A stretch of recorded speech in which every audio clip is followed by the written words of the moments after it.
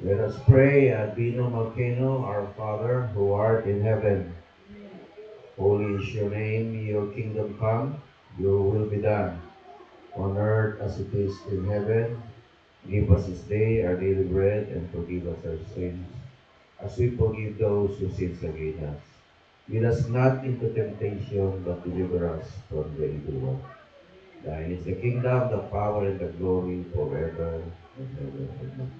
Blessed are you, Yudhivave, our Elohim, King of the universe, who sanctified us in the Messiah Yeshua, and has commanded us to engross ourselves in the study of the Torah. Bless us, guide me to the Ruach HaKodesh. Anoint your servant with the right message, with the right spirit, and the right interpretation.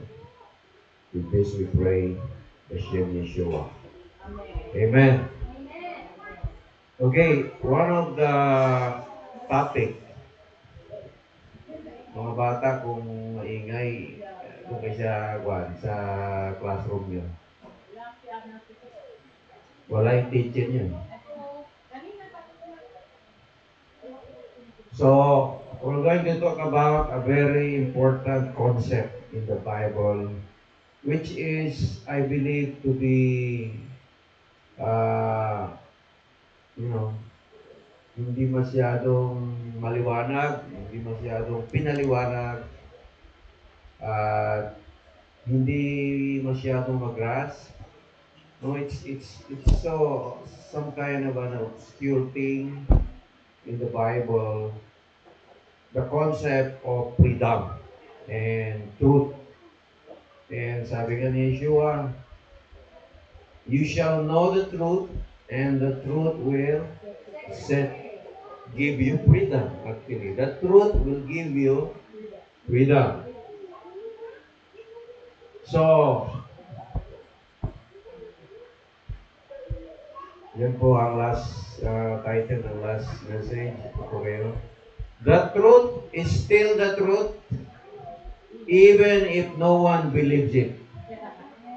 A lie is still a lie, even if everyone believes it. Ang masakit na katotohanan ay, ang katotohanan, paniwalaan mo hindi, mananatiling katotohanan yan.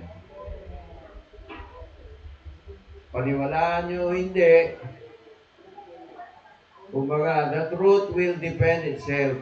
Kahit anong debate po dyan. Ako, actually po, I don't like debates. Madami po naghamon sa akin ng debate. Totoo po yan. Dami mga secret namers, debate. Sabi ko, kaibigan na lang tayo. Ayaw ko mag-debate. No, gusto kong magipag-usap ng as a friend, not. But pag syapat naman, it's my time to at least preach the truth, no? And most of these people who wants debate, they just want to be heard. Kasi gusto nila sila pakinggan, mga kulang sa pansin. So, most people don't really want the truth. They just want constant assurance that what they believe is the truth. Are you one of these? Marami yan. There are millions and millions of people like this.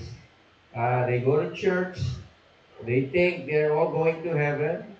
They think they are, they're going to live in paradise forever and ever. And without seriously considering, the will of God. To know the will of God in their lives. They live in a very, kumbaga, what's called lukewarm. Hindi mainit, hindi malamig. So one of the misconception and the truth versus the truth is this. We're not going to deal with all of this. This is just an overview. I will be focusing on the truth and freedom. We're under grace. We don't need the law. So that's the popular teaching today. And what I believe to be the truth is grace is what covers you when you fail to keep the law. The law was only for the Jew. There's Exodus 12:49. There's one law for the native Israelites and the foreigners. So Yeshua fulfilled the law so that we don't have to, or I don't have to. The truth is, Yeshua filled it up with meaning so you could walk in it. Yeshua filled full the law so you can be like Him, to obey the law. So that's a different way of saying, no? Actually, by the way, no, uh, may nag-accuse sa akin na pastor na wala daw akong Holy Spirit. Huwag kayo makinig dyan kay Brother Ray. Walang Holy Spirit yan. Kasi ang gusto nila, yung mangisay-ngisay ako pagkatapos ng service. Mga kapatid, 14 years ako sa Pentecostal Church. Nangingisay po kami doon, tuwing linggo. Sawang-sawa po ako sa ganun. Tapos kulang po sa pag-aaral. Kulang sa knowledge and wisdom. Kaya nangyari, church-goer lang ako. Pero ngayon, I don't regret it. I'm forever grateful. Natagpuan ko ang Torah hanggang ngayon para akong sumisisid at naghahanap ng perlas ng mga ginintuang mga teaching. And one of these teachings is the one that I'm going to give it you today. No? Sa Wobio, alam nyo, iba sa inyo, parang ano lang, parang nagala nyo, si Rabay, yan. Hindi nyo talaga inuunawa yung sinasabi. Kaya, kumbaga, ang grado nyo ay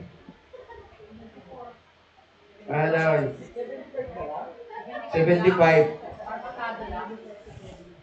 Perfect attendance. Buti nga perfect attendance eh. Yung iba, alanganin talaga eh. Okay, one of the misconception is the law was nailed to the cross. Nung namatay daw si Kristo, napako sa krus ang batas niya. Meron bang kaharian na pinapako ng hari yung sarili niyang batas? That's nonsense.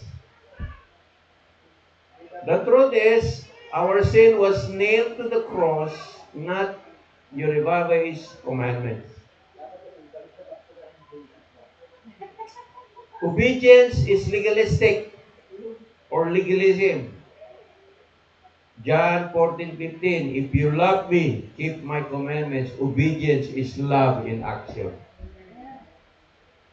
Ito, the most controversial. The Sabbath was changed to Sunday or any day.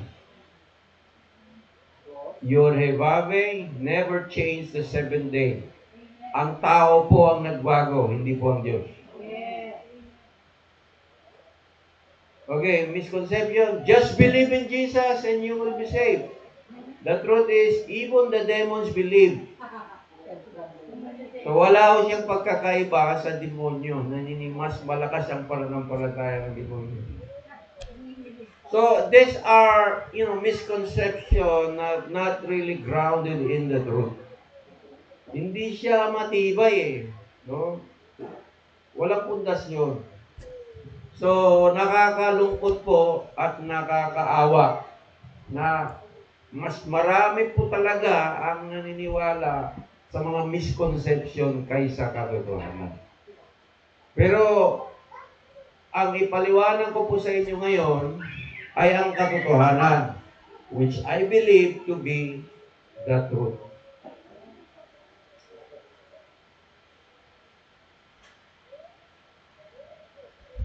Okay, Yeshua, John 8:31. If you abide in my word, then you are truly my disciples.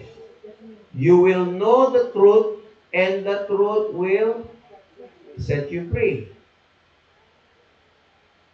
Kung kayo'y magsisipananatili sa aking salita, kung magkagayoy, tunay nga akong mga alagad ko. Tunay kayo, mga alagad.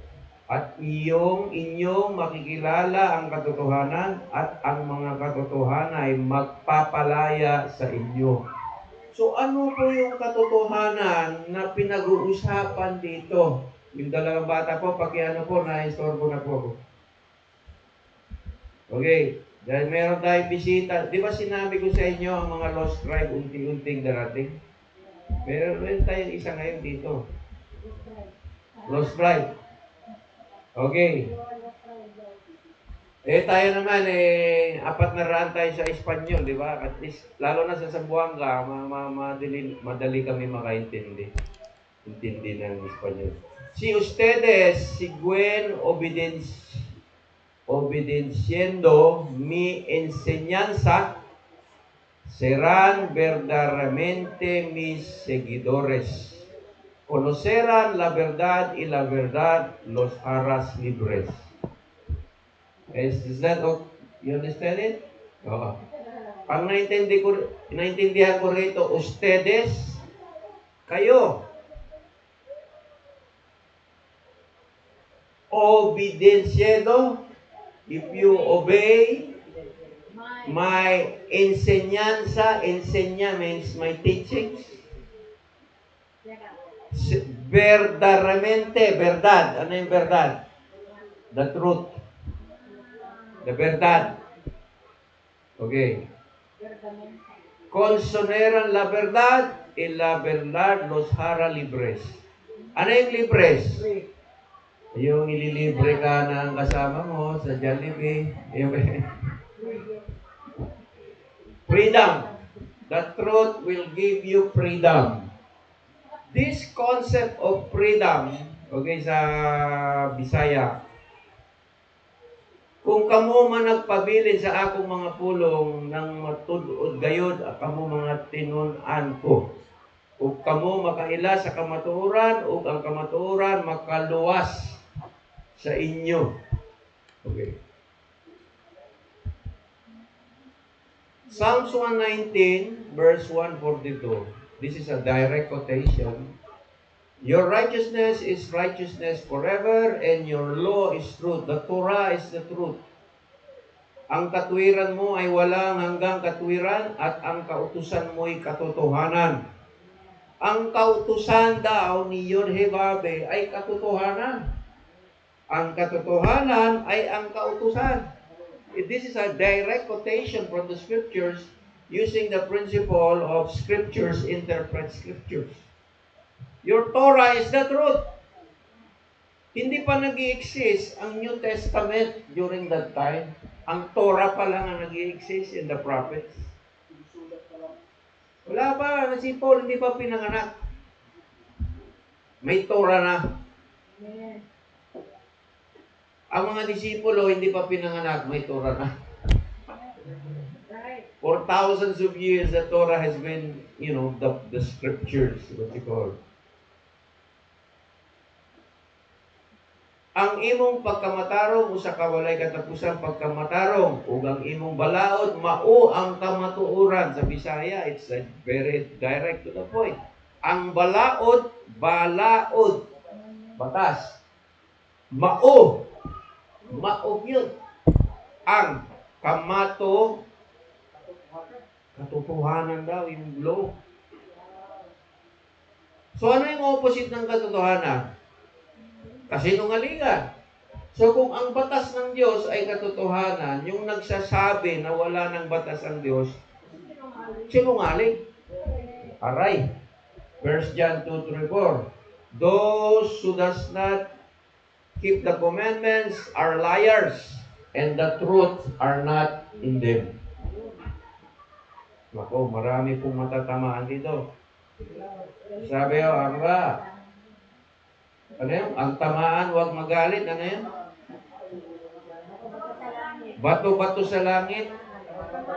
Ang tamaan ay mabukol. Mabukol talaga. Okay. Si Rabbi, si Messianic Torah Observer of Israel, meron siyang magandang insight dyan, no? Hindi ko na i-play yung video niya. The Torah of Freedom. He talks about James chapter 1, verse 22. Be doers of the word, not hearers only, deluding yourself. But the one who looks intently into the perfect Torah, the Torah that gives freedom, and continues in it, not becoming a hearer who forgets, but a doer who acts, he shall be blessed in what he does. Dapat maging tagatupad kayo ng salita at huwag tagapakinig lamang na iyong dinadaya ang iyong sarili. Ngunit ang nagsisiyasat ng sakdal na kautusan, sakdal, perfect law, ang kautusan ng kalayaan. Alam mo, July 4, United States of America celebrate their 270 years of Independence Day. Tayo naman, June 12, we're celebrating our Independence Day. Ibig sabihin, noong panahon, nung nabuo ang Pilipinas, paano nabuo ang Pilipinas? History tayo, history. Maging paglaban. From a legal perspective, kaya nabuo ang Pilipinas dahil naitatag ang konstitusyon ng Pilipinas. Diba? Dahil sa konstitusyon. Dahil kung walang konstitusyon, Republic of Lapu-Lapu tayo ngayon.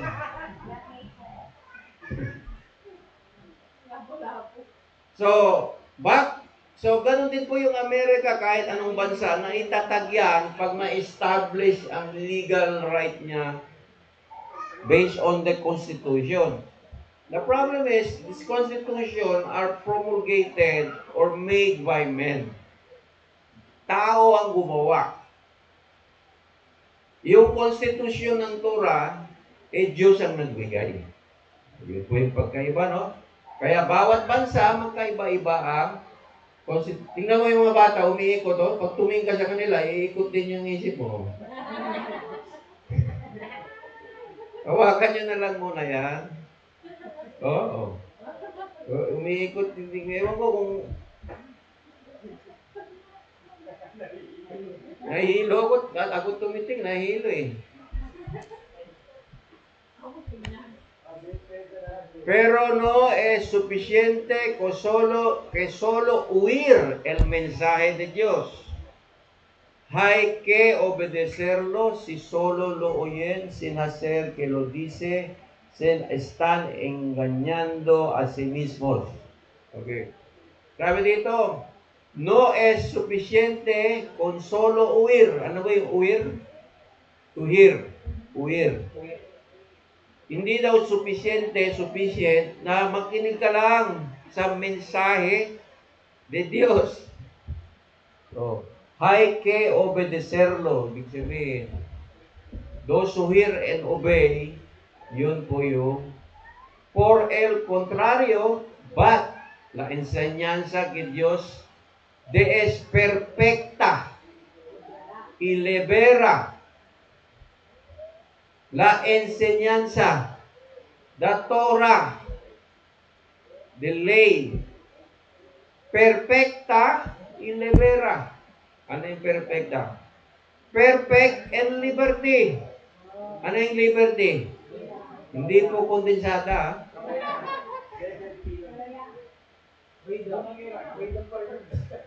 Freedom. Yung kalayaan, yung malaya. Sino ditong malaya, be? Malaya ka ba? Parang ibong manglayang may layang lumipad.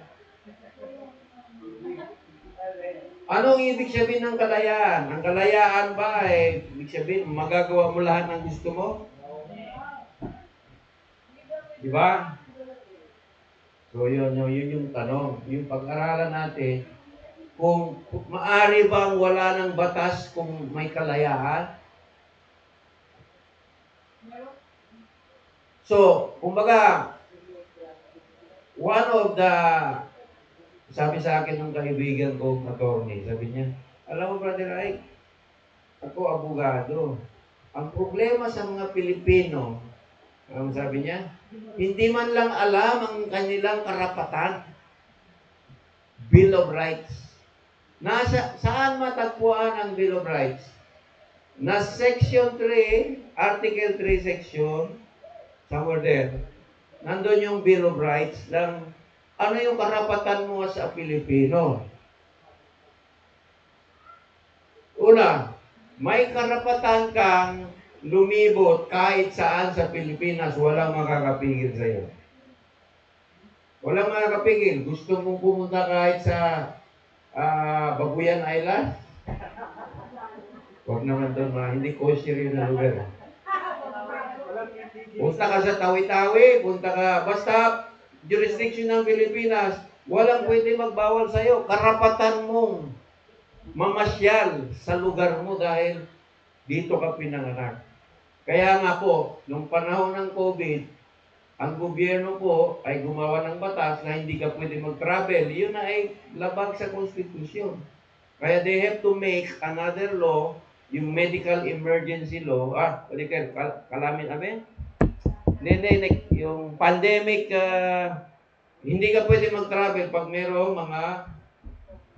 mga COVID, mga ganyan. Gumawa sila ng bagong batas. So, na-approve yun sa panahon ni Marcos, no? So, ngayon, pagbawalan ka na mag-travel. No? So, freedom. Can you say freedom? Freedom.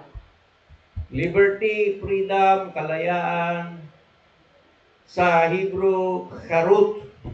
No? Charut, shirut.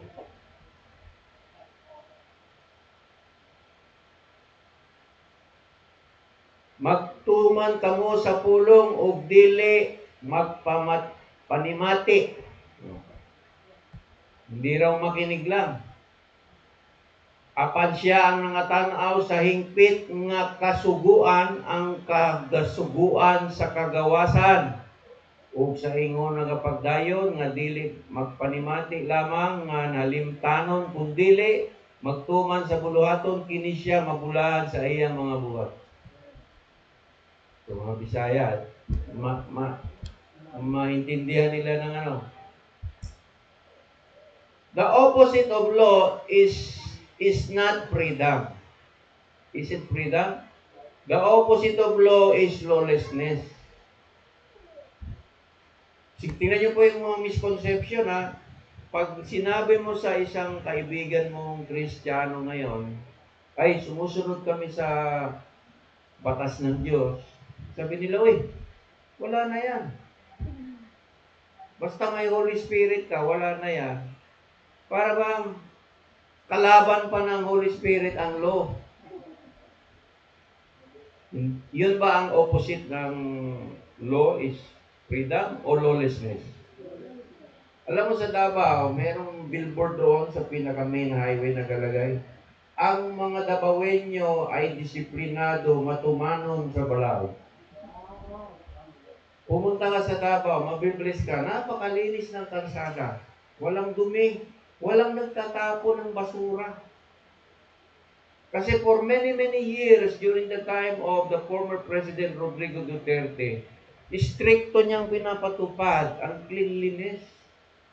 Kaya na naging kultura na nila na malinis lahat. Probinsya pa yun, ha? Mindanao pa yun. Kaya nga naging presidente si Duterte dahil bumilib sa kanya. Dito, tingnan mo yung basura. Paglabas mo, sa bahay mo pa lang, hindi mo na nililinis. Kasi naging kultura natin na papaya. So kaya nga, without vision, the people perish. Pag hindi magsimula sa leader, wala talaga. Okay, Kaya ngayon, panahon na ng AI ngayon, tinanong ko ito Google AI lang naman siya, no? In Jewish perspective, the Torah is not seen as a burden but a source of liberation. By observing God's commandments, individuals are freed from the bondage of idolatry, sin, and self-centeredness. Freedom through obedience. Following the Torah allows one to live a life aligned with God's will, which is seen as the path of true freedom and fulfillment. The concept of freedom in the Torah is intrinsically linked to the covenant relationship between God and Israel. Example, in the Exodus story where God freed the Israelites from slavery in Egypt is a foundational narrative of freedom in the Torah. So from a Jewish perspective, by observing the mitzvot, the commandments, you are being set free from your former lives in Egypt. Yung idolatrous, rebellion, kasalanan, mga pagsarili, pride. You were set free from those. Kaya nga, the Passover is the celebration of freedom. But it is a continuous journey to the next feast, which is the Shavuot. 50 days later, the day of Pentecost is known as the day of the giving of the Ten Commandments. So the goal of freedom, the goal of Passover is the receiving of the Torah. Para makumpleto yung kanilang kalayaan, kailangan tanggapin nila ang kalooban ng Diyos paano mamumuhay. No? So, yun po ang concept. So, sabi ng AI dito, Christianity teaches that through faith in Jesus' atoning death and resurrection, individuals are freed from the penalty and the power of sin and the fear of death. This freedom is not just a legal declaration, but a transformation of the inner person, empowering believers to live a life pleasing to God. Christian freedom is assessed through God's grace, received by faith in Jesus, rather than through adherence to the law as a means of earning salvation. So, napalagay sa magkaiba po ang perspective. Sa Jewish perspective, yung pag-obey mo sa commandments sa Torah, doon ka maging malaya. Sa Christian, para bang wala na. By faith na lang, at sundin mo na lang ang kalooban ng Diyos, hindi malinaw kung ano ang kalooban ng Diyos.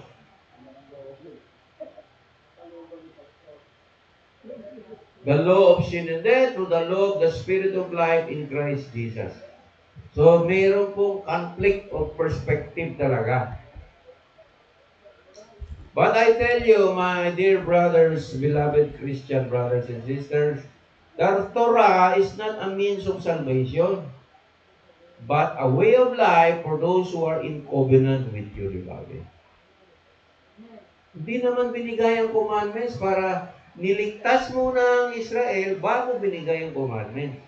Hindi sila, ito yung commandments para maligtas ka. Okay ba po yun? At never naman natin tinuturo na ang commandments, yun yung kaligtasan mo. Ang commandments, yun yung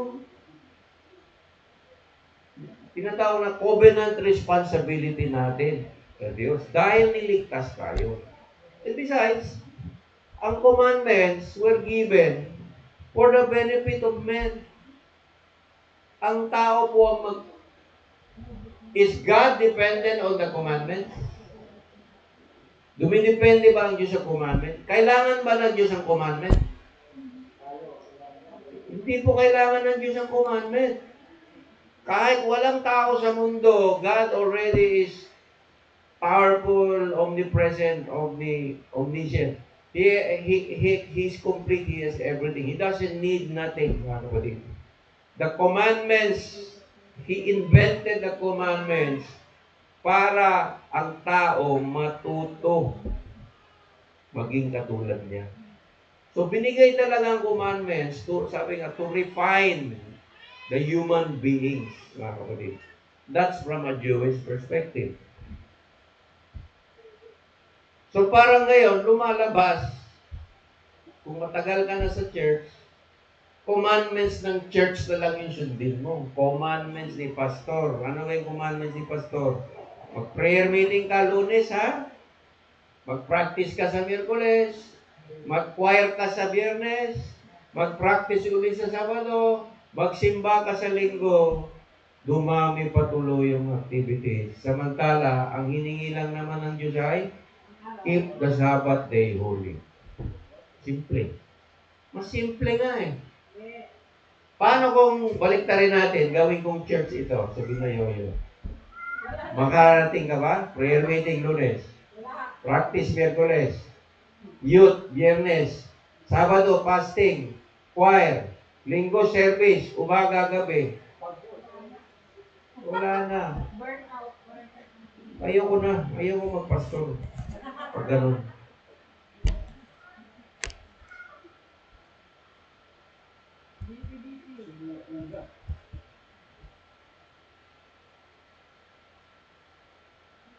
So the key difference is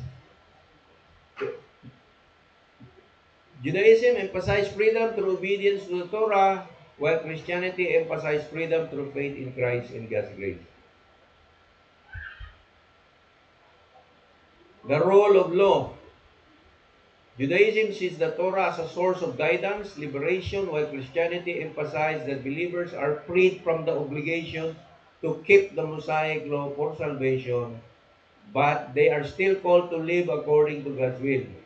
In essence, both concepts of freedom, while distinct, share the idea of liberation from limitations in the pursuit of life aligned with God's purpose. The biggest question, what is God's will? What is God's purpose? So mga kapatid, one of the biggest, I believe,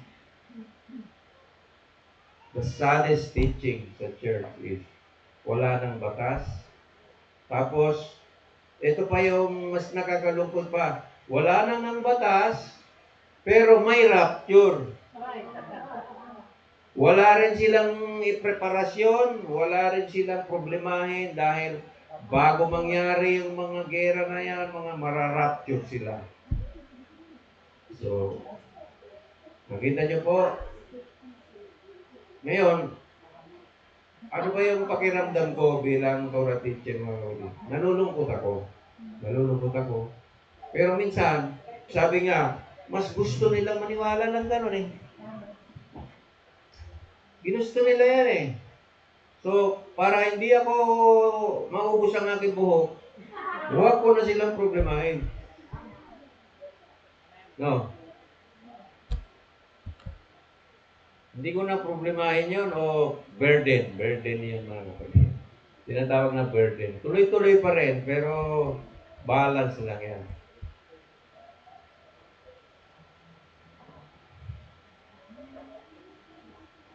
Sabi rito, to be truly free, you need to understand what it means not to be free. The word is kofesh and shirut, freedom from and freedom to. So you're set free from idolatry. Wala ka na sa dati mong, kumbaga sa Egypt, wala na yun. Pinalaya ka na mula doon. So when you're set free, then you are freedom from and freedom to. Diba? Sabi nga, let my people go so that they will worship me in the wilderness. The purpose of being set free is not that you will be free to serve God. Malaya ka na. Sa Egypt, walang Shabbat. Wala silang pahinga. Dito ngayon, alam niyo po ba, alam niyo yung salitang slave? Can you say slave? Slave. The word slave kasi, pangit siya pakiramdam, no? Pag sinabi mo, ikaw ay slave kita, ha? Alipin. Ha? Actually, it means servant. For lack of better translation, servant lang yan. Ang sineserve mo, yung master. So, ang master nila sa Egypt ay si Pharaoh. Pero pinalaya na sila ng bago nilang master, si Yod-Heh-Bab-Heh. Alipin pa rin sila. Pero, bago na ang kanilang amo. Hello? Hindi na si Pharaoh. Bago na. Kasi, tinubos na sila eh. Sino nagtubos sa atin? Yeshua is the way, the truth, and the life. Yeshua is not the destination, but the means to the Father. Ngayon kasi, ganito yung mindset ng Christianity. Tanggapin mo si Jesus, na kay Jesus ka na, okay ka na. Pero wala, siya nang bahala sa'yo. Pero sinabi ni Jesus, sinabi ba niya yan, ako bahala sa'yo lahat? Sinasabi niya, Jesus is the way to the Father. The reason why Yeshua came, para i-connect ka sa relasyon sa kanyang Ama. Hindi para sa kanya lang. Pero ngayon, kasi yung Ama, may batas yun eh. Si Jesus ba walang batas? Yun ang tanong. At yun sa theology talaga, talagang hindi mo maiwasan ng paligsahan. No? Pero gaya ng sinabi ko po sa inyo, hindi po ako mahilig magdebate. Magtuturo lang po ako. Pero kung may magyaya sa akin magdebate, tingnan natin. Pag nasa mood ako. Pero hindi talaga eh. Ayaw ko eh. Alam bakit? Mamamartahan ka na. Ay. Wala na. Ako, I am good in making friends. Marami po akong kaibigan, mga bishop, mga pastor. Pag ayaw nila makinig sa Torah, hindi ko pinipilit. Hindi ko talaga pinipilit.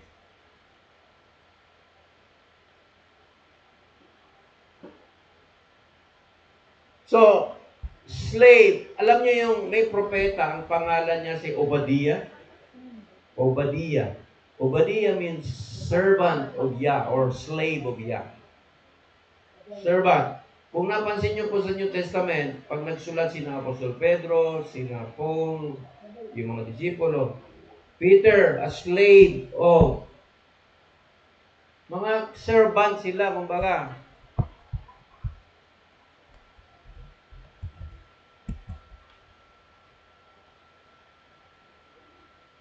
Okay, in Jewish perspective, finding life's purpose is intrinsically linked to obedience to the commandments. You know, the purpose of life is obedience. These commandments, believed to be divine instruction, provide a framework of living a meaningful life, connecting individuals to God and community, and guiding them towards ethical and spiritual perfection. Psalm 19, the Torah of the Lord is perfect. So sa Jewish perspective, or sa Judaism, the commandments na binigay sa Torah, sa 5 books of Moses, were considered to be divine instruction galing sa Diyos to guide the community, to guide the individual towards an ethical, spiritual perfection. Anong sabi ni Yeshua? Be perfect, for I am perfect.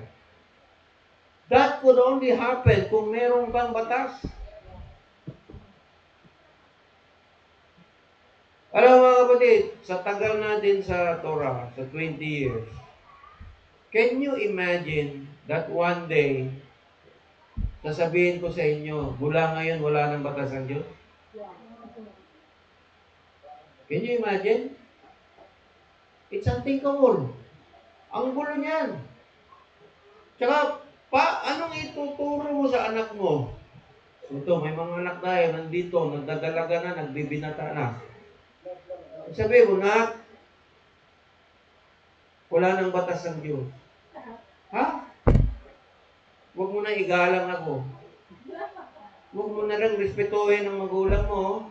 Huwag mo respetuhin yung teacher mo, principal. Kasi, nagbago na tayo ng teaching, wala nang batas ang Diyos. Pag-ibig na lang.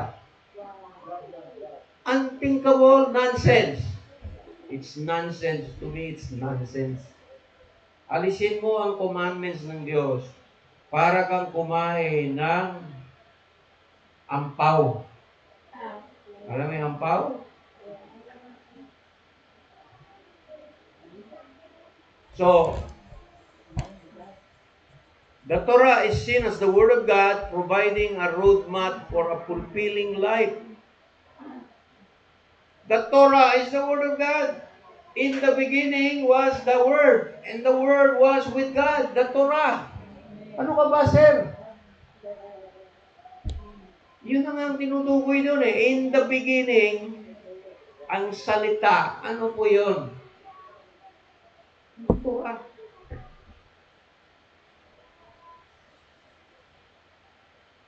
So sa mga Hudyo, mga kapatid, mitzvot are not arbitrary rules, but rather divine directives that reveal God's will and path to a purposeful existence. God's will ang Torah sa mga Hudyo. Sa Kristiyano, hindi na siya God's will, kundi God's grace na lang tayo. Kaya tingnan mo there are 33,000 kinds of Christian denomination. So what I think, kung isa lang ang Biblia, isa lang ang Diyos, isa lang ang Panginoon, isa lang tagapagligtas, bakit nagkaiba-iba ang mga Kristiyano, mga sekta denominasyon? Dahil nga inalis nila yung Torah. Kasi kung may Torah, isa lang yan eh. Ang totoong unity na tinatawag kung may Torah, mga kapatid. Alam mo, maraming mga Christian group sa Pilipinas. Sa Davao, may Unite Davao. Laki ng grupo nila. Philippine Council of Evangelical Churches, mga evangelical, they want to unite. Pero, may unity ba talaga? Wala pong tunay na unity. Pupunta lang yan mag-seminar, kunwari unity. Pag uwi niyan, bye-bye, wala talagang tunay na unity. Ako, I believe, ang tunay na unity, nandito sa batas ng Diyos. Pag nagkaisa ito. In fact, kaya po na-file yung House Bill 6312 para ipakita sa lahat. Yun ang talagang totoong unity. Mayroong bago, yung Jesus Reigns. Ang laki niyan. Alam niyo yung Jesus Reigns? Luzon, Visayas, Mindanao niyan. Ang laki ng grupo na yan. Meron sa Davao, isang grupo, ang pangalan nila, Yeshua Reigns. So sabi nung leader ng Yeshua Reigns, which is my friend already right now, sabi ng Yeshua Reigns kay Jesus Reigns, pwede ba kami sumali sa mga Jesus Reign event? Ay, hindi pwede. Iba kayo eh. Nakita mo? So parang pang pag-issue ka, iba ka. Hindi ka kakulay namin. So, Jesus ka lang. Nakita mo yung mindset? Pero merong mas bago ngayon mga kapatid. Nakita ko sa Facebook. Mukhang sasali ako rito. Sali ka, Brad? The Church of Heaven and Earth. Sasali ako dyan. Luzon, Visayas, Mindanao. Sabi ko, ito, sigurado na. Heaven and Earth. Tingnan mo sa Facebook. Nagulat ako, Luzon, Visayas, Mindanao. The Church of Heaven and Earth. Sabi ko, mukhang sigurado na talaga sa langit ito. Okay. Sa pangalan pa lang, ang simbahan. Ano, Chris? Sali tayo? Hindi, sasali po kami sa International Chaplaincy. Kay educational purpose. So, purpose, mga kapatid, the biggest question, what is the purpose of your existence? What is the purpose-driven life? What on earth I am here for? Nasagot ito ng mga rabbi, mga kapatid. I know you will agree, pero most people will not agree with me. The divine purpose is to follow God's commandments while you are alive on earth. And you can make a difference. That's the purpose. Ay, kung ituturo ko sa anak, kaya ka pinanganak sa mundo, alam mo bakit? Para makilala mo ang Diyos at ma-obey mo ang Diyos. Kasi kami, magulang mo, mawawala din. Yung lolo-lola mo, patay na. Susunod na kami. Lahat tayo nakatagda ng mamatay. Everyday may namamatay po. Pastor, Kristiyano, wala pong patawad ang kamatayan. Anong iiwanan natin? Legacy.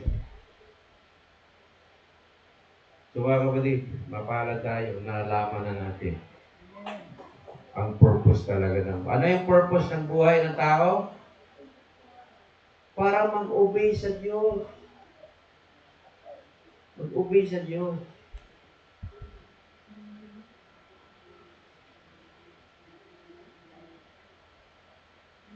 The Torah connection to God and community. Mitzvot serve as a means of connecting with God through acts of worship, prayer, ethical behavior. Foster a sense of community by creating shared rituals, values, and sense of belonging. Observing mitzvot helps individuals understand their role with the larger Jewish community. Ito yung tinatawag natin, the concept of Torah community. Mga kapatid, 14 years po ako sa Pentecostal Church. Perfect attendance ako halos, mga kapatid. Magsimba kami, mamili kami, minsan sa umaga, minsan sa hapon, minsan sa gabi, minsan 2 beses pa ako magsimba. Kasi nga, gusto ko na magbagong buhay. Pero, napansin niyo po, bihira kayo nagkakainan sa simbahan. Ang church ay ginawang parang pupunta ka, aaten ng service, bibigay ka ng tithes o uwi ka na. Wala siya talagang fellowship. Napansin niyo po sa Torah community, palaging may kape, palaging may pagkain, nag-uusap, lalo na pag festival, nagplaplano, sa ngayon, may Goshen pa, may community talaga eh. Hindi lang yung para bang membership, no, na para bang member ako dyan sa church. Kaya nga po, sa buong mundo, mahirapan ako sa mga bata, oh. Sa buong mundo, may tinatawag na Jewish community. Kung merong Chinese community, meron ding Jewish community. Meron bang Filipino community?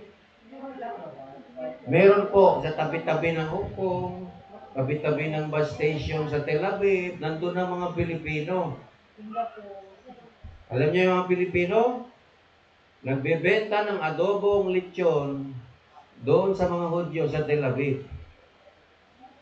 Yun ang mga Pilipino. Nasa Israel na, dala-dala pa nila yung kultura ng Pilipinas. Bawal na nga ang baboy doon, sila nagbebenta ng baboy. Ang tanong, sino yung supplier? Pinapadala ko talaga sa doon. So yung makita na hindi ko naman, mga kapatid, I'm proud to be a Filipino, pero wala ho talaga tayong tinatawag na solid na identity, no? Kasi mixed culture kasi tayo eh. In fact, tingnan mo ang Pilipino, ha? Pag grupo ng Ilocano, grupo Ilocano. Grupo ng mga Bisaya, Bisaya. Grupo ng mga Tagalog, Tagalog. Grupo ng mga Ilonggo, Ilonggo. Hindi yan magkasundo.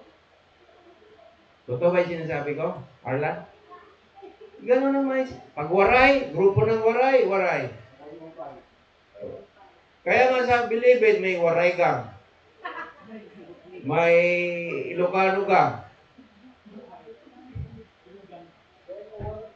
Wala ho tayong sense of belonging, na clear identity, para tayong mga lost tribe of Israel. Pero mga kapatid, I've been searching my identity, mga kapatid. Alam niyo ba yung, i-trace ko yung identity ko? Great-grandparents ko, galing sa China. Kung, sa father side ko, Yap, pure Chinese. Great-great-grandfather ko sa mother side, pure Espanyol. Kumbaga sakol-sakol. So hindi ko alam, ano ba ako? Spanish? Chinese? Filipino? Ano ba ako? May hilo ka kung i-try mo, Chabacano ba ako o Tagalog? Obviously, I'm not a Tagalog. Sa pagsalita ko pa lang ng Tagalog, parang iba yung tongue twister ko eh. So how do I search my identity, mga kapatid?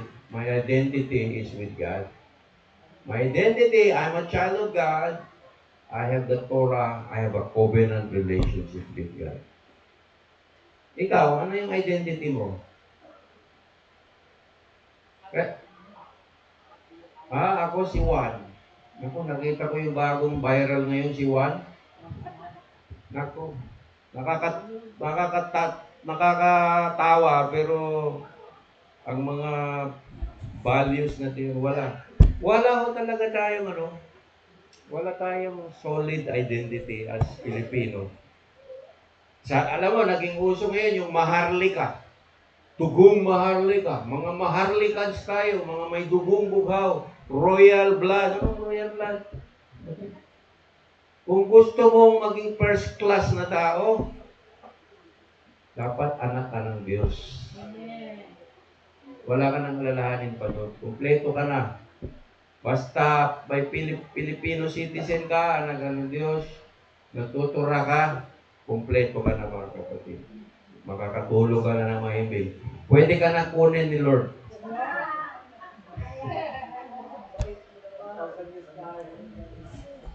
Hindi pa, marami pa tayong gagawin.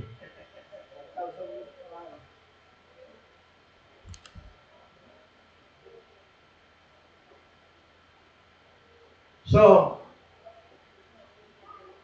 the commandments, the Jews believe, but adhering to these commandments in the Torah, they can strive for ethical, spiritual perfection. This involves not only fulfilling obligation, but also developing a good heart, striving to make a world a better place. Kumbaga, what is the greatest commandment in the Torah? Love God and love other people. How do you love other people? How do you love God? Kung walang commandments, paano mahalin ang Diyos? Alam mo ngayon, obserbahan mo sa mga churches, pag mahal mo ang Diyos, malakas ka magpuri. Uy, magpupuri sa Panginoon. Palaging ganun-ganun yung kamay mo. Kaya malakas ka magpuri, malakas ka sumigaw, malakas ka. Yung ba ang pagmamahal sa Diyos? Sigaw lang yon. Kung walang obedience, mga kapatid, hindi mo ma-define kung paano mahalin ang Diyos. So, ewan ko po sa inyo, malamang kayo, dahil matagal katulad ko, hindi ako masyado expressive na tao eh. Hindi ako yung mga emotional na tao. Kasi ang mga emotional, mga babae yan. Hello, lahat mga babae, magsabing amen. Kayo bang mga lalaki, emotional? Wala. Ha? Hindi, alam mo yung emotional, yung madamdamin, pilingon. Napansin niyo nag-pray yung asawa ko? Emotional o hindi? Nag-pray for Israel. May kasamang emosyon, di ba? Kasi ang emosyon, ano po yan? Feminism yan eh. No? Pero hindi ibig sabihin lalaki walang emosyon. The point is, ang lalaki mas more on rationality. Thinker ang lalaki. Nag-iisip. Ibig sabihin, mas madali na yung lalaki. Hindi tatanggapin ng babae. Hindi. Kung ano yung kayang gawin ng lalaki, kaya din namin. Oh. Magpa-member ka sa Gabriela. Ganun po ang espiritu ngayon. Gusto ng babae, papantay doon sa lalaki, sa authority. Kaya po nagka-problema na ngayon sa Amerika. Ayaw na magpasakop yung mga asawang babae sa asawang lalaki. Bakit? Yung kaya mong gawin, kaya ko rin gawin eh. Magtrabaho ka, magtrabaho din ako. May pera ka, meron din ako. Hanggat sasabihin, hindi na kita kailangan. Hindi na rin kita kailangan. Ano nangyari? Di wala yan. Ganun po yung nangyari. Pataasan na ang pride ngayon. Imbes na ilagay nila sa tamang chain of command, which is God, then man, then woman, gusto pa nilang ibaliktad. God, feminism, men. Kaya tuloy, lumakas ang loob ng mga LGBTQXYZ community. Ganun yun. Kasi, sila nga, ilang porsyento ba ang kabadingan sa Pilipinas? May 1% ba of the total population? O bakit gagawa ng batas na pabor sa kanila kung sila ay less than 1% of the Philippine population? Saan galing ba yan? Espiritu na yan. Galing yan sa United Nations. May nag-i-sponsor po niyan. May pera po kasi dyan. Alam nyo ba na pumunta kami sa Talakag, Bukidnon? Dahil may kaibigan akong pastor doon na kinakaibigan namin yung mga grupo ng pastor doon. Alam nyo ba sa Talakag, Bukidnon? Maliit lang yan na probinsya. May batas doon. Bawal ka mangaral laban sa bading. Makukulong ka, pastor. May batas po doon. Lumusot. Yung kaibigan mong pastor, si Pastor Abelio, sabi niya, papayag ba kayo mga pastor? Pag nag-preach mo sa mga hindi ka aya-aya, mga kahalayan ng mga bading, makukulong ka dito sa ating lugar? Sabi ng pastor, hindi. So, anong gagawin nila? Nag-petition sila ng ordinansa. Gawa sila ng kasi naaprubahan niya na yung ordinansa eh. Kabatas na yun doon, sa lugar na yun. Gumawa sila ng bagong ordinansa na yung batas na yan, hindi yan applicable sa pastor. So, parang nangyari para sa Purim. Pero nakapagtataka, bakit lumusot yung kanong batas? No? So, gano'n na po ang mundo ngayon. Huwag na kayo magtaka. Pero alam lang po natin, bawal na bawal po sa Torah yan. No? Okay, free will and choice. Jews believe they have free will to choose whether or not to observe the mitzvot. However, they also believe that by choosing to follow God's commandments, they are making the best choices for themselves and contributing to a more just and harmonious world. The mitzvot commandments act as a guide, helping individuals navigate the complexities of life and make choices that align with their spiritual goals. So, ang mga Hudyo, Judaism, they believe na although hindi ka pinipilit ng Diyos, but guidance ng commandments, you will make a better decision. So therefore, the purpose of the mitzvot is to align you with God's will, with God's intentional plan, with His good. Kumbaga, it refines the individual. So para kang, kaya pag nag-aaral ka ng Torah, you are truly becoming free. Yung mga commandments ng Torah, nandun yung freedom rather than walang Torah. Freedom within the law. Alam niyo ba mga kapatid? Di ba, sino dito naka-experience siguro?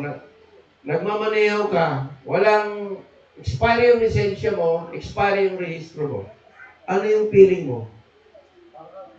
Hindi, kinakabahan ka eh. Para bang, baka matiyempuhan ako nito, kawawa ako nito. Kinakabahan eh.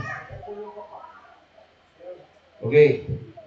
Sa Davao, may motor ako doon. Sa Davao po, doon sa Bansalan, probinsya kasi yun. Hindi uso yung helmet, hindi rin uso yung lisensya. Dahil probinsyang-probinsya eh. Eh ako, taga Maynila, iba yung mindset dito. Kailangan may helmet ka, kailangan may lisensya. Ngayon, hinihiram nila yung motor ko. Ano sasabihin ko? Okay lang yan, uso dito yan. Hindi pwede, kako. Hindi pwede yan. Sa inyo lang yan, kung gusto nyo. Hindi pwede drive yung motor ko kung wala kang lisensya. Magalit kayo kung magalit. Galing ako sa Maynila. Tinanong ko yung enforcer. Sir, pag nahuli yan, magkano multa? 15,000. Ha? May 15,000 ka bang bayad? Yung mga young people ba na nangihiram ng motor, Rabay, pahiram ng motor, may kukunin lang ako sa church. Kunwari sa church. Hindi pwede. Ang ginawa ko, umalis ako ngayon, ba? Kinadain ako. Kailangan sinasabi, hindi pwede. Kasi, patas yan eh. So, mapayapa ako ngayon. Di ba? Anong kapayapaan meron ako? Sino kaya nagmamaneho sa motor ko? Kanino kaya pinahiram yun? Tapos walang lisensya pa. Pag nakabunggo yun, naku po. Wala bang? Di ba? Totoo po yan mga kapatid. Pag sumusunod ka sa batas, mas mapayapa ka. Alam mo ba, pag nag-drive ka, tapos naka-seatbelt ka, mas komportable ka mag-drive. Dahil alam mo, may depensa ka. Di ba? Anong purpose ng seatbelt? Para ba yun sa gobyerno? Para yung safety mo.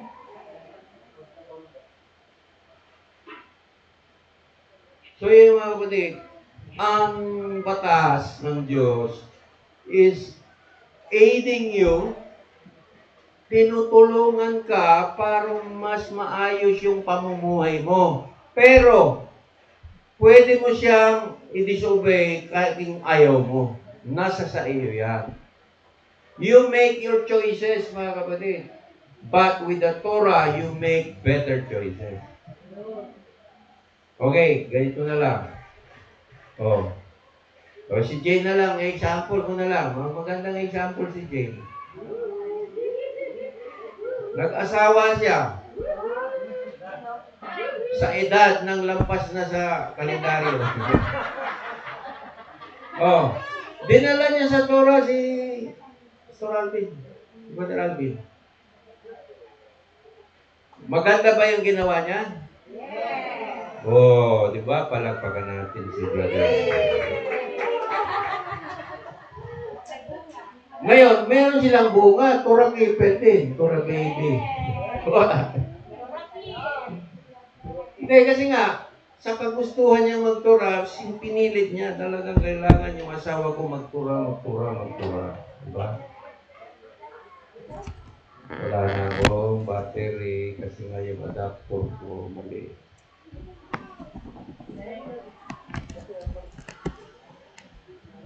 So ngayon, kung may anak ka, dalaga, binata, marami dito, anong ituturo mo?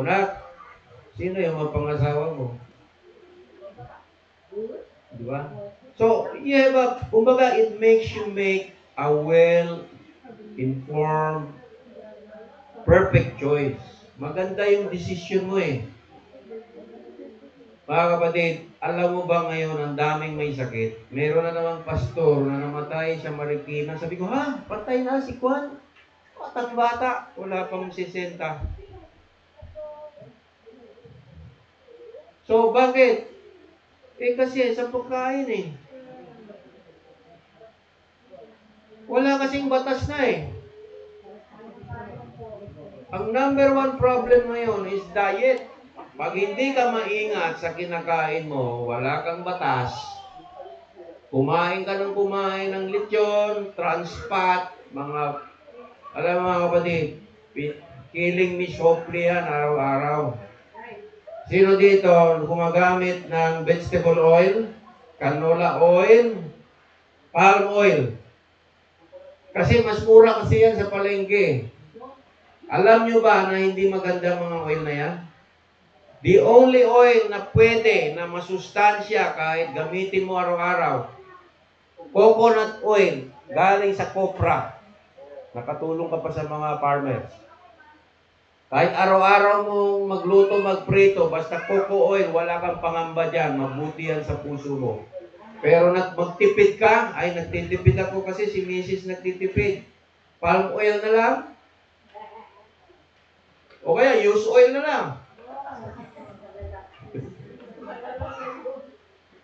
Pag magtipid ka, mga kapatid, ako makukonsensya ako. Minsan, marami pong problema yan. Heart problem ngayon, number one yan, heart problem. So, pagkain po, araw-araw yan. Okay, nasa Maynila tayo. Sa Maynila, sa palagay nyo, pag kumain ka sa karinderya, anong oil yung ginamit? Lard. Pag hindi ka sinuwerte, lard oil ang ipapakain sa'yo. Ano yung lard oil? Yung taba ng baboy. Hindi, brother Mike. Pares kasi yan eh. Pares, sino kumakain ng pares? Pares, beef pares, sino kumakain ng beef pares? O, minsan yung beef pares, ang sabaw niyan, pork. Oh, hindi lahat. Pumunta ka sa Chowking, magtanong ka. Pumunta ka sa Chowking. Chowking na yan yung mga, yung mga noodles. Miss, ano yung, niya? Anong sabaw niya? Sabi niya sa'yo, pork. Oh, basic. Sino kumakain ng lugaw? Palagay nyo yung lahat ng lugaw, beef? Hindi po, sabaw ng pork. Ang kosher lang doon, yung kanin. Mga kapatid, kaya nga po. Lalo na yung mga batchoy. Pag batchoy, talagang, puerco. Alam niyo yung puerco? Baboy. So, ang Torah, ginaguide ka. Tamang diet, tamang pagkain, tamang tamang pamamahinga, tamang pagninegosyo, honest, patas. Oh. Tamang pagtrato sa empleyado. Meron pa ang yan, may charity pa yan para magiging maawain ka sa kapwa mo. Para ang tao maging matino. So mabuti ang Torah mga kapatid. Sabi ni Paul sa Roma 7:12, the Torah is good, holy, and just. Kaya tingnan natin.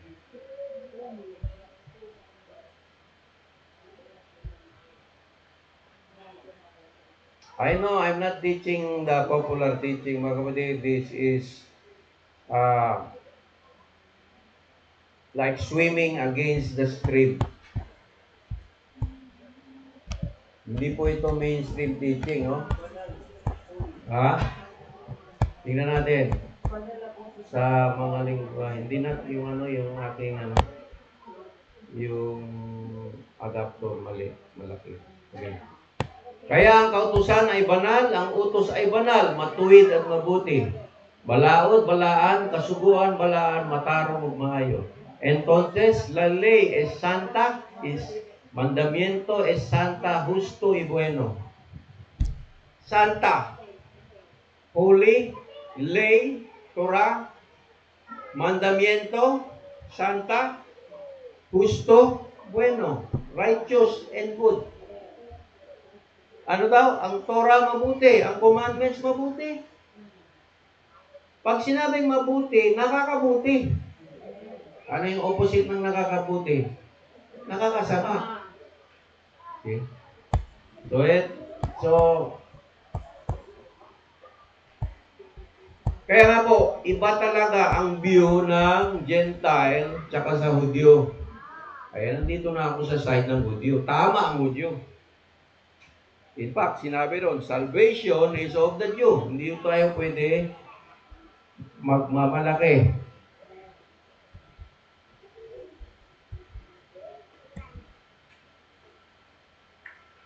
So, sa Christian perspective, ang Torah ay parang historical lang.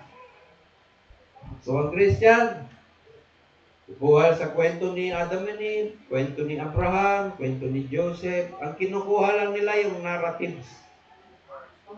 Pero pagdating na sa utos, ay wala na kami dyan. Tapos na kasi yan, pinako na sa cross, goodbye na. Walang papupuntahan. Tapos, pag sinabing, anong gagawin ko ngayon? Si Jesus na bahala sa iyo. Nako. Kaya, 20 years na sa church, walang natutunan. Jesus na bahala eh.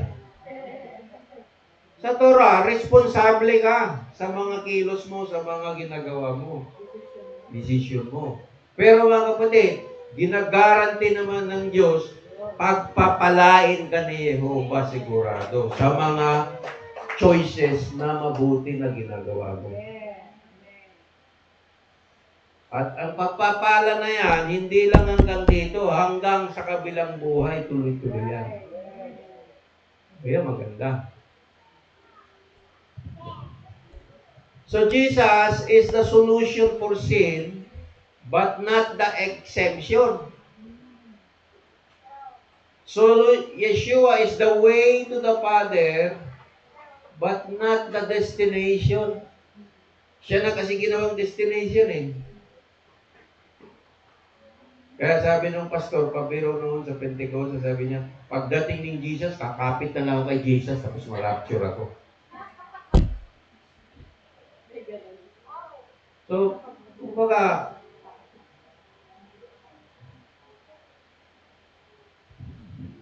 in fact, mga kapatid, the problem is, there's a universal problem. Breaking the law is lawlessness.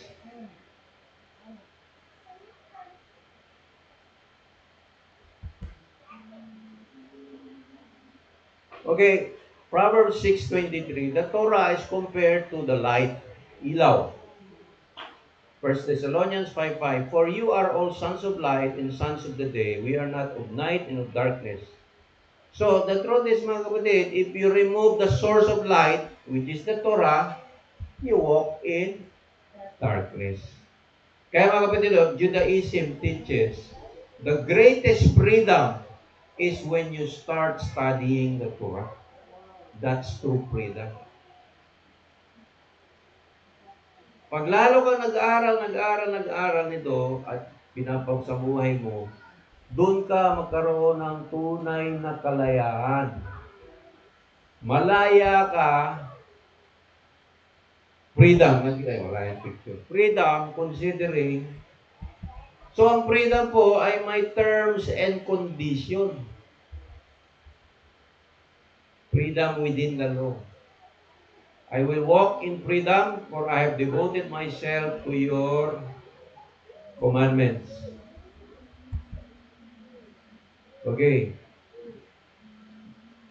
Lalakad ako sa kalayaan sapagkat aking hinahanap ang iyong mga tuntunin. Mulakaw diha sa imong kagawasan, kay ako nangita sa imong kalagdaan. Be very tranquilo, porque me esfuerzo por obedecer tus leyes. You will walk in freedom when you follow the law. Mga kapatid, meron tayong kapatid, si Brother Jeremiah, di ba pumunta yun dito? Nagsumbong siya sa akin eh. Nahuli siya ng traffic. Alam mo ano yung violation niya? Stepping the pedestrian line. Simpleng violation. Hindi siya pinatawad ng enforcer. Kasi, Ang pedestrian lane, ang batas, daanan niya ng tao. Huwag mong harangin. Lumampas siya. Natama. So, natikitan siya. O, naabala ka na, nagbayad ka pa. Simple. Ngayon, sa palagay nyo, mauulit pa yun? Ngayon, pedestrian lane. Sino dito na huli ng jaywalking?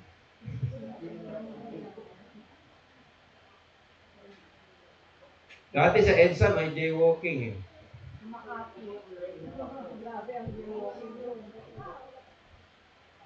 So mga kapatid,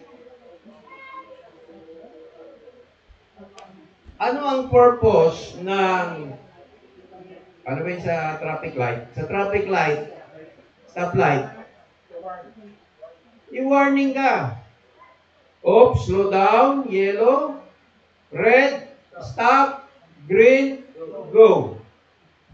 Alisin mo yan. Walang mag-hinay-hinay, dire-diretso, walang kaayusan. So, kaya nga tinawag na law and order. Nagtataka yung mga Kristiyano ngayon, bakit may problema sa gobyerno? Sinisisi ng gobyerno. Mukhang may problema yata yung tao, walang disiplina. Tapos ito pa yung ginagawa ng maraming Kristiyano. Yung kaaway kasi si Satanas. Sinisisi kay Satanas. Si Satanas tuloy, nagreklamo sa Diyos. Siya ang gumawa at ako sinisisi. Puro ako na lang ang sinisisi.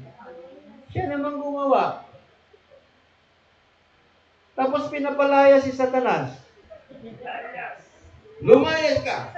Lumayas ka. Pabalik-balik, hindi lumalayas. Lumipat ng lang lugar. Kasi mga kapatid, yun yung...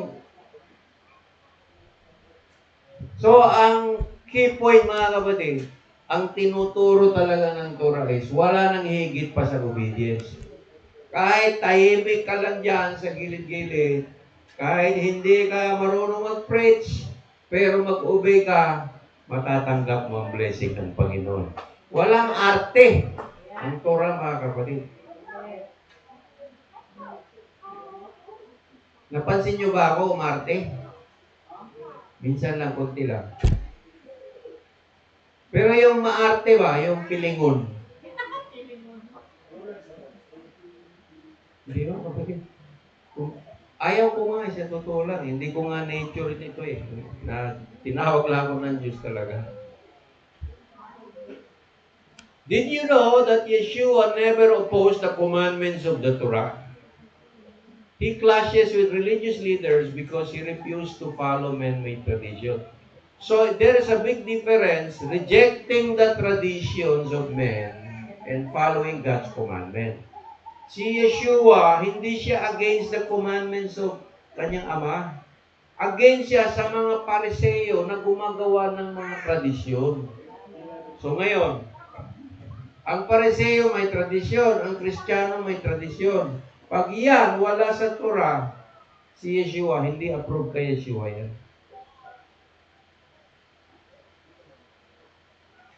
So you have to distinguish which is a tradition. Kaya, halimbawa, piyesta sa barangay.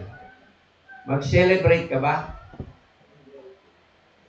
Sabi ng tiyoyin ko noon na Katoliko, basta piyesta, kahit mag-utang ako, bibili lang makalitsyon lang ako kasi pagpalain ako. Namatay na lang, hindi naman pinagpala. Kasi mali yung concept eh. Uutang ka, pangbili ng lechon, dahil piyesta ng santo sa barangay, anong blessing matanggap mo dyan? Kaya sabi ng mga Chinese, Pilipino, puro hirap, puro gasto. Binyag, gasto. Birthday, gasto. Kasal, gasto. Ano ba? Piyesta, gasto. Party, gasto. Santo pa, ganyan pa gasto. Pero yung Buddha, ganyan din yung Buddha.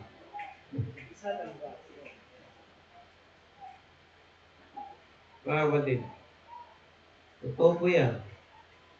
Biro mo, fiesta. Magpainom ka ng bisita mo. Kaya matatakaw uminom.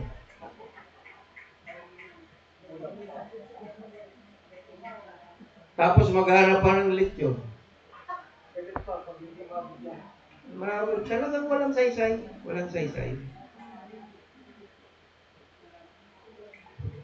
Yan po ang buhay ng Pilipino, no? Kawawa talaga yung mga Pilipino. Alam mo kapatid, ako, mahal ko yung mga Pilipino. Kaya nga ako po nagsiserve sa Pilipino. Pero ang mensahe ko po is, ang Torah po yung pag-asa ng mga Pilipino. Nandito po yung tunay na kalayaan na mabless talaga ang mga Pilipino. But sad to say, hindi po siya popular among the Philippines. So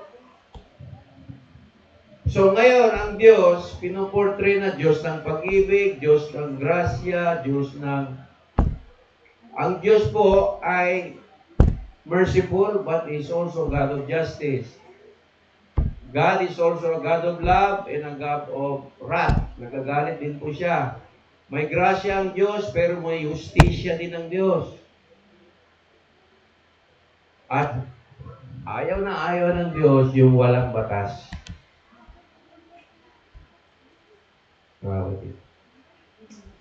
So, dito sa Matthew chapter 16,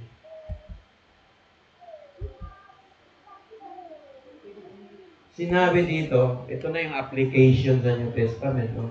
I will give you the key of the kingdom. Whatever you bind on earth will be bound in heaven. Whatever you loose on earth will be loose in heaven.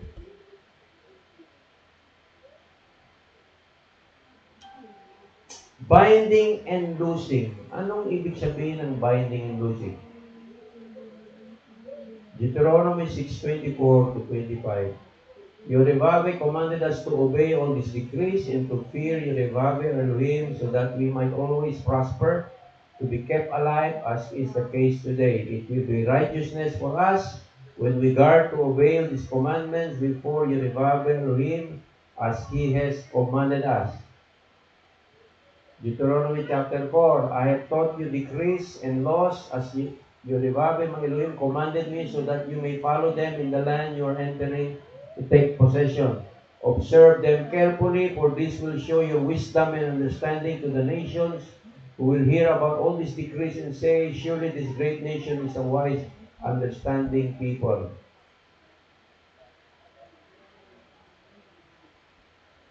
So righteous daw po ang mga decrees. Deuteronomy chapter 12, be careful to obey all these regulations I am giving you so that it may always go well with you and your children after you. Because you will be doing what is good and right in the eyes of Yehovah your Elohim.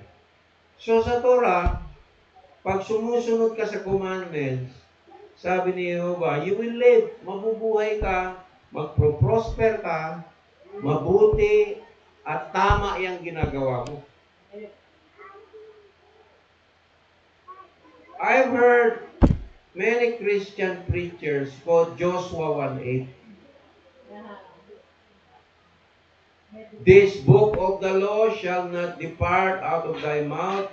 You shall meditate on it day and night, so that you may be careful to obey everything that is written in it. Then you make your way prosperous and successful. Sino nakarinig na kinukot yan sa mga Bible study, sa mga preaching? Pero hindi siya ina-elaborate eh.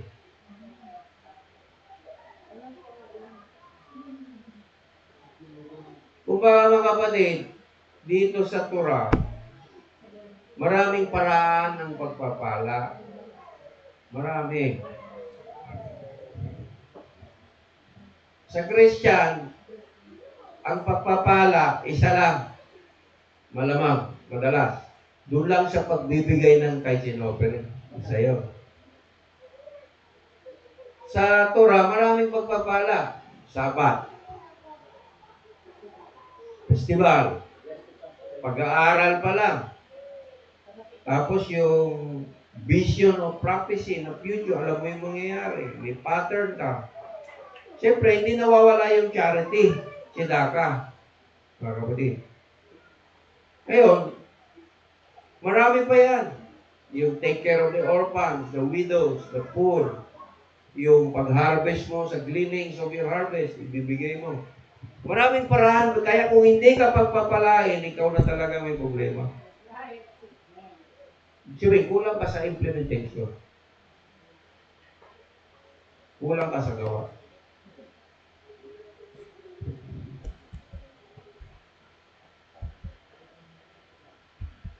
May problema tayo sa pagdating sa translation. Kasi marami pong tinutukoy ang Torah. Mayroong tinatawag na commandments, may tinatawag na decrees, may tinatawag na statutes, may tinatawag na right rulings, may judgment. So this is why the Torah is one of the most misunderstood part of the Bible. Kahit mga Torah teachers, hindi pa ito talaga inaaral ng mabuti. Hanggat hindi mo bigyan ng panahon mag-aaral na ito, hindi mo makuha ito. Ako nga, 20 years na eh.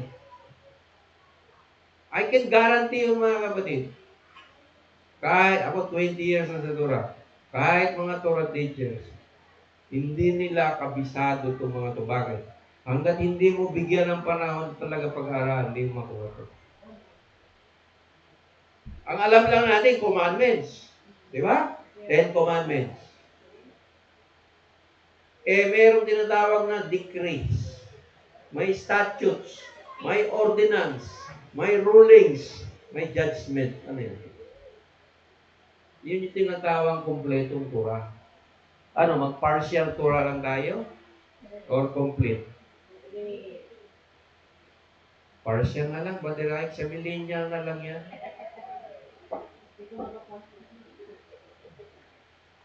Tinipid. Mga kapatid, alam mo, sabihin ko sa inyo ang totoo mga kapatid, dito sa pagyabang mga kapatid, hindi ako insecure. Alam niyo hindi insecure? Hindi ako insecure kahit kanino.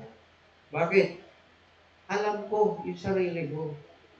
Ang trabaho ko, alamin kung ano talaga yung Torah. Yun ang security ko. I don't care what people say about me. Even you, I don't care. Di ba? I don't care. Bakit? Alam ko sa Panginoon, sa harap ng Panginoon, sino ako eh. Alam ko paano siya tumawag sa akin. Alam ko ang status ko sa kanya. Alam ko yung status. Kaya hindi ako nagpapa-apekto. Kasi nga, mamatay ka maaga.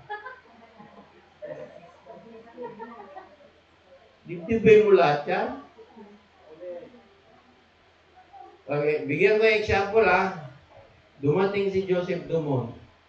Alam nyo ba ilan na tao ang naharap namin yung 3 linggo siya nandito? 5,000. 5,000 audience ang na-reach namin sa loob ng 3 linggo. Hallelujah. Kung dibdibin ko lahat yan, paano yung nasa Cagayan Valley? Paano yung nandun sa Kalinga? Paano dun sa Cabanatuan? Sa Nueva Ecija, sa Solano? Paano yung nasa Cagayan de Oro, 250 na pastor? May ilagay mo sarili mo sa akin. Sinasabi ko lang, Panginoon, kung sino yung pinili mo dyan, yun na lang asikasuhin ko. Hindi lahat yan. Alam mo, nung 3 weeks ago, tinext ko 300 na pastor para umattend ng seminar. Ilan ang dumating?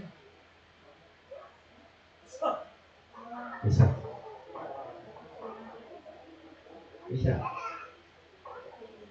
Pero yung isa ngayon, nagtuturo na ng Torah sa church.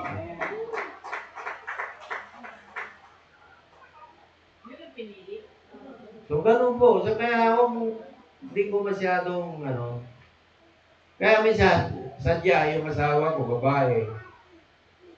Bakit hindi ako pinansin ni ganito? Siguro, sama yung pagpiling niya sa akin. Bahala ka diyan. Bahala ka piling-piling mo diyan.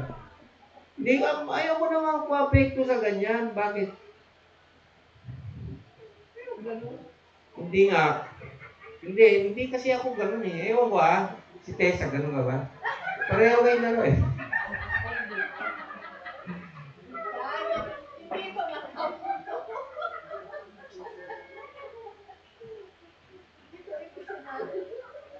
Hindi kasi mga kapatid, may kasabihan tayo, ang batas walang emosyon.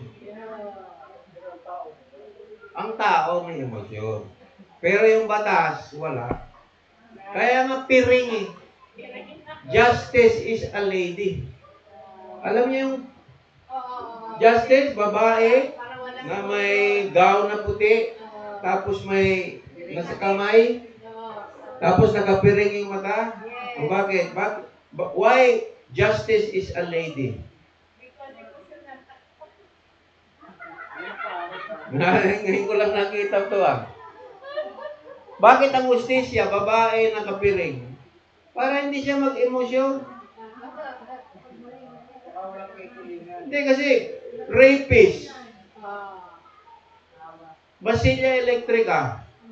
Pag babae, ay nakakaawa naman, may pamilya yan. Pag hindi mo isilya elektrika yan, gagayahin ng iba yan. Oh. Kaya mapansin mo, maraming hindi nakakaintindi sa Torah. Kasi ang Torah, brutal. Ang ay pura na ay, akut pura to, maigpit. Bakit? Alam nyo, maintindihan nyo yung mindset ng Diyos. Alam niya kasi, pag stricto siya sa masasama, proteksyon yun sa mga mabubuti.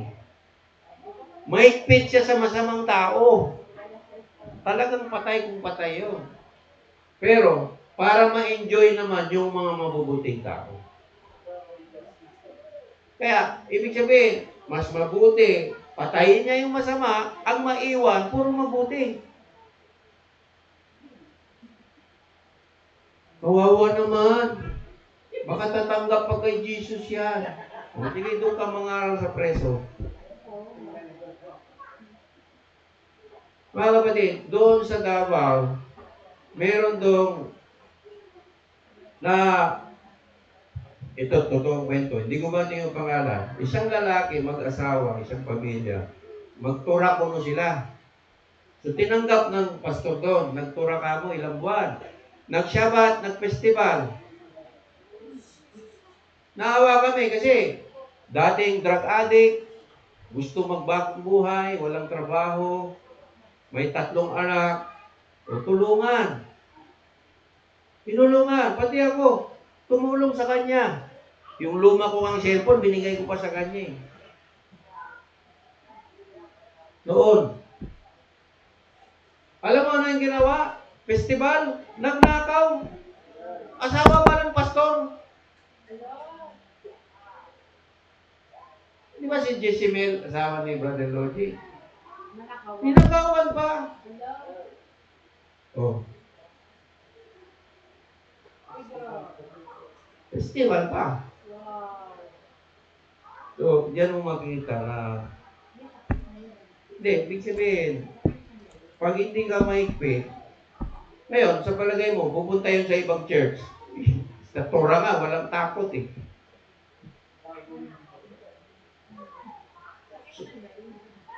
So mga kapatid, mapansin nyo po, ang Diyos, maigpit siya sa masama. Kasi ayaw niya dumami yung masama. Kaya ang sabi niya, patayin yan, patay. Ay, huwag naman, maawa naman kayo. Hindi naman problem, human rights yan. Alam mo, hindi naman problema sa Diyos yun. Siya naman na may-ari ng buhay nun kasi. Tayo, naawa tayo, pero ang Diyos, alam mo, sabi ko nga sa inyo, sinagot ni Joseph Dumon yung pinakamahirap na tanong na meron sa isip ko. Bakit ang Diyos pumapatay? Bakit sa tribulation, 2/3 ng population ng mundo papatayin ng Diyos? Mahigpit ang Diyos. Malupit ang Diyos. Bakit? Sa darating na tribulation, yung Great Tribulation, 2/3 ng populasyon ng mundo mamatay kasama ang mga Pilipino. Sino yung papatay? Ang Panginoon ang papatay. Ngayon, magreklamo tayo sa langit. Kakasuhan natin ng Diyos. Magpipitisyo ka. Malupit ka. Alam mo, sinagot ni Joseph Dumon, simple lang. Kaya niya naman kasi buhayin muli. Sabi, okay. Patayin mo na, Lord.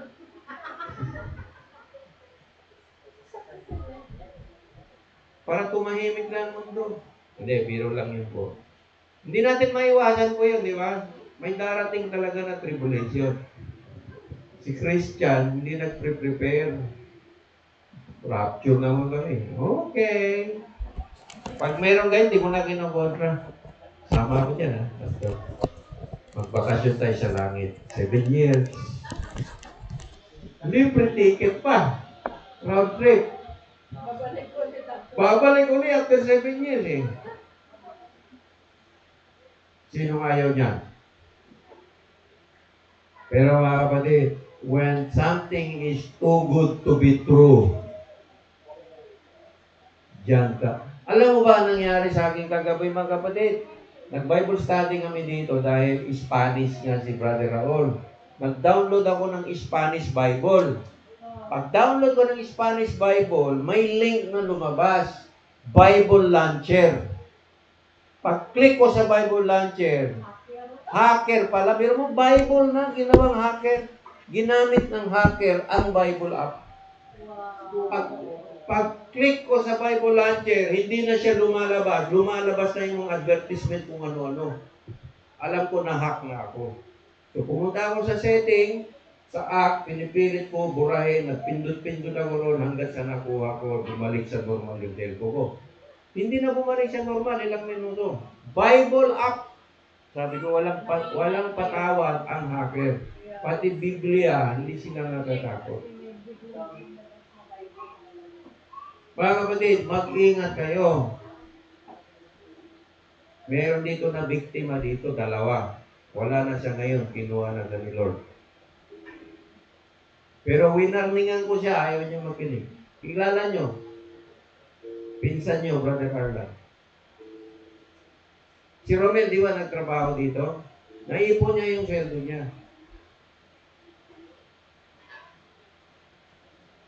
Tapos, kinukwento niya, uy, yung pera ko, dumudoble. Sinubukan ko, yung 10,000, 20 na, 3 weeks na. Sabi ko, walang ganyan. Walang ganyan. Kahit saan kang investment, walang ganyan. Pera-pera, 3 weeks, dodoble. Pag naglagay ka ng mas malaki, mas mabilis lumaki, sabi ko, walang ganyan. Sabi ko sa'yo, walang ganyan. Ang tagal ko sa marketing, walang ganyan. Yung pala, apps siya, da-download ka ng apps, magtataya ka, kunwari,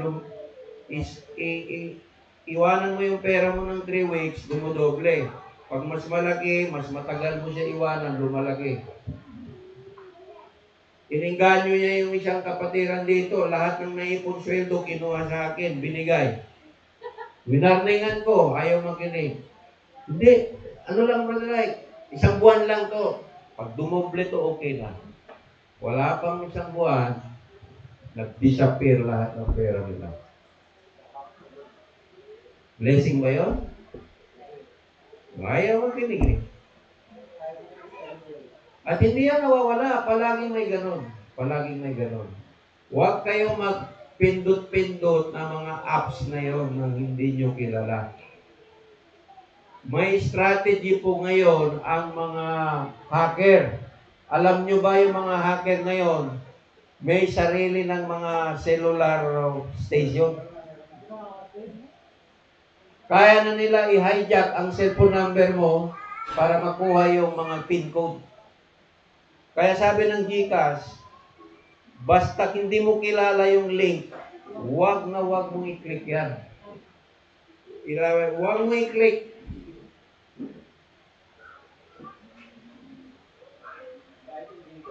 Ako, everyday, may nare-receive. Alam nyo, sino dito nakaka-receive ng mga text? I-click mo to, mayroon kang libreng 5,000. Sino?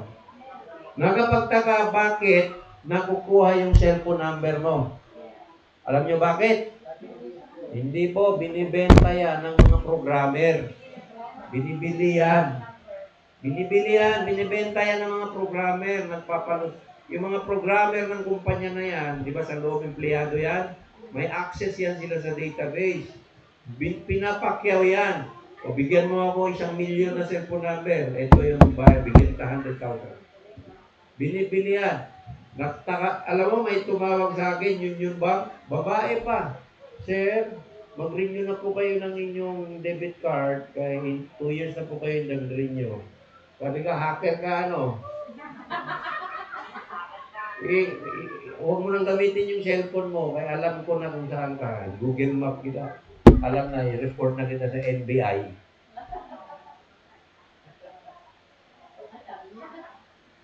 Hindi, kasi nga, walang scammer ngayon, number 1.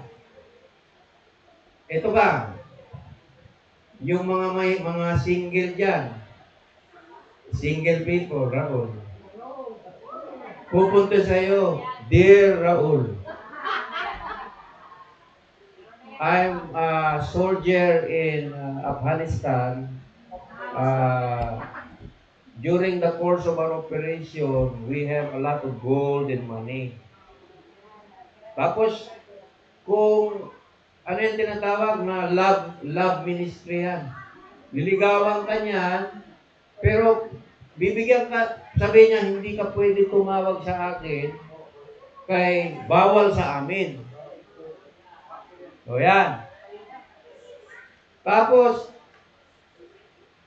magtatanggap ka ng message sa WhatsApp, Viber, Messenger. Hello dear. Hello dear, kilala ba kita? Basta mag-hello dear yan, tapos magandang babae, scammer yan. Lalo na yung mga crypto. I'm a crypto marketing specialist. Anong crypto? Hacker ka. Automatic yan. Ganong kalala ang ngayon. Sino dito sa Yahoo? Ako Yahoo, matagal na ako sa Yahoo.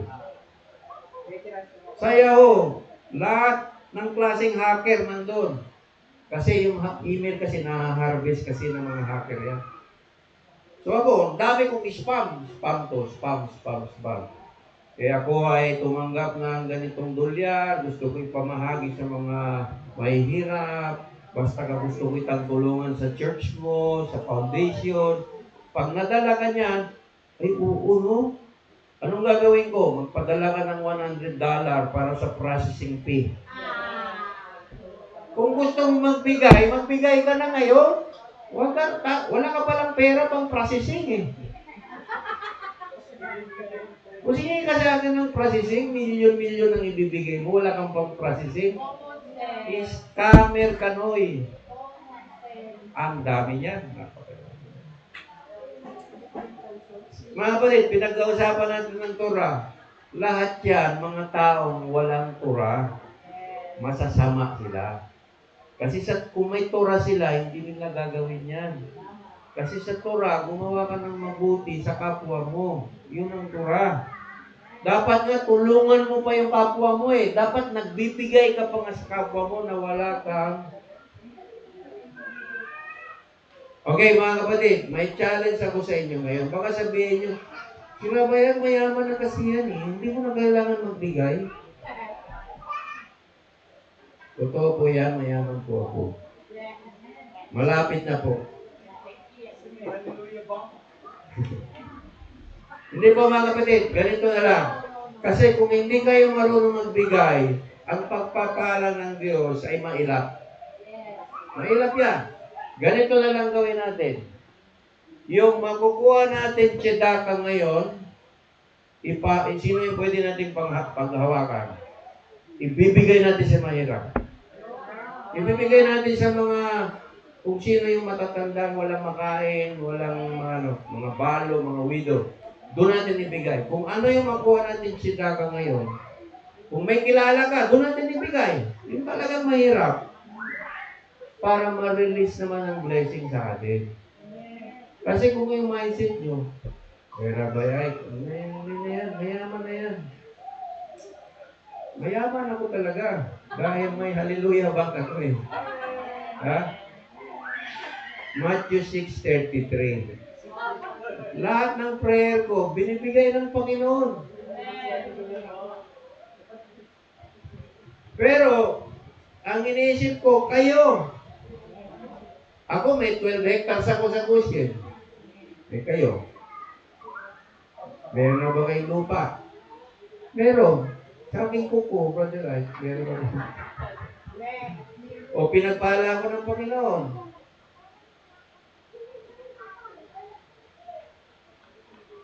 So, paano yan?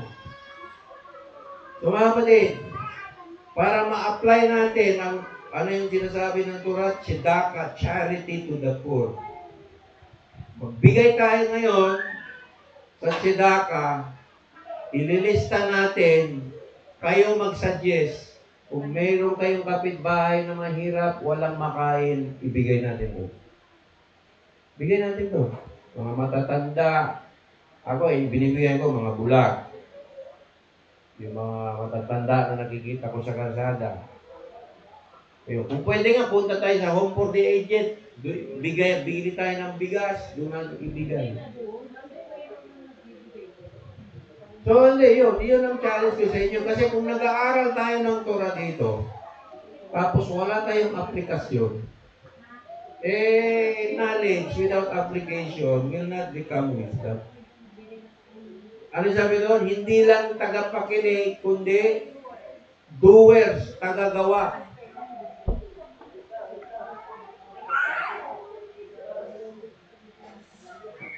So mga kapatid, alas 6 na, tayo po tayong lahat. Pinatawag ko si Brother Chris para sa ating Aaronic benediction. Praise Adonai, palakpakan natin si Yeshua. Okay,